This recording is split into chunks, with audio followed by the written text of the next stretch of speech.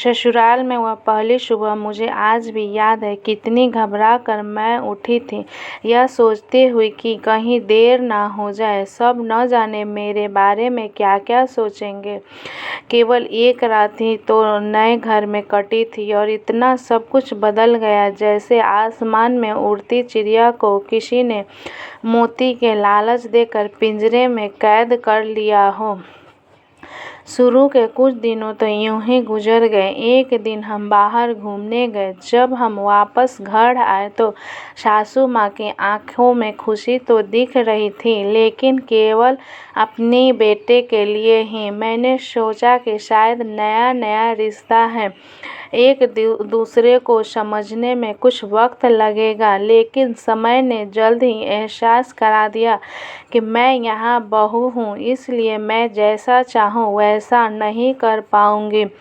कुछ कायदा और मर्यादा है जिसका मुझे पालन करना होगा, जैसे कि धीरे धीरे बात करना, धीरे से हंसना, सबके खाने के बाद खाना खाना। यह सब आदतें मुझे अपने आप आ गई।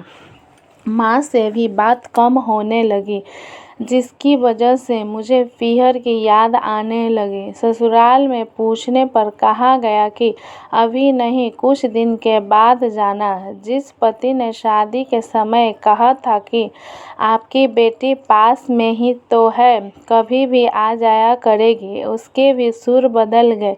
अब मुझे धीरे धीरे यह समझ में आ गया था कि शादी कोई बच्चों का खेल नहीं है। इसमें केवल घर नहीं बदलता, पूरी जिंदगी बदल जाती है। अब मैं कभी भी उठकर अपने पीहर नहीं जा सकती, यहाँ तक कि पीहर वाले को भी मुझसे मिलने के लिए पूछ कर आना पड़ता है। पीहर में जोर शोर का हंसना, कभी भी कहीं भी चला जाना, रसोई में से कुछ भी उठाकर खा लेना, अपनी मर्जी का करना, यह सब यादें बनकर रह गई। अब मुझे समझ में आने लगा था कि क्यों विदाई के वक्त सभी लोग मुझे गले लगाकर रो रहे थे।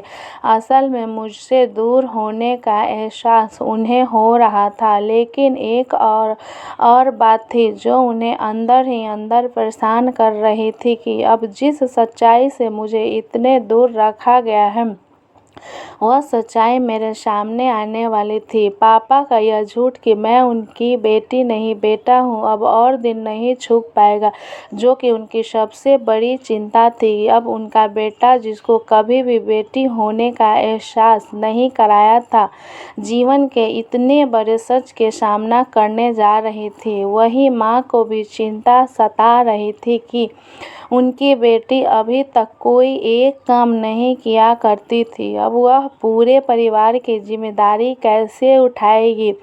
सभी लोग मेरे इस विदाई और पराए होने का दर्द जान रहे थे, सिवाय मेरे, इसलिए वह सभी लोग रो रहे थे। आज मुझे समझ आ गया कि उनका रोना गलत नहीं था। यह हमारे समाज का नियम ही है कि एक बार बेटी डोली में विदा हो गई तो वह उस घर के लिए केवल मेहमान ही बनकर रह जाती है। फिर कोई चाहे कितना क्यों ना कह ले कि यह घर आज भी उसी का है, सच तो यह है कि अब वह कभी भी यूं तो अपनी पीहर नहीं जा सकती। चाहे कितना भी समस्या और परेशानी क्यों ना आ जाए, मुझे ही हल करना है। हंसते हुए या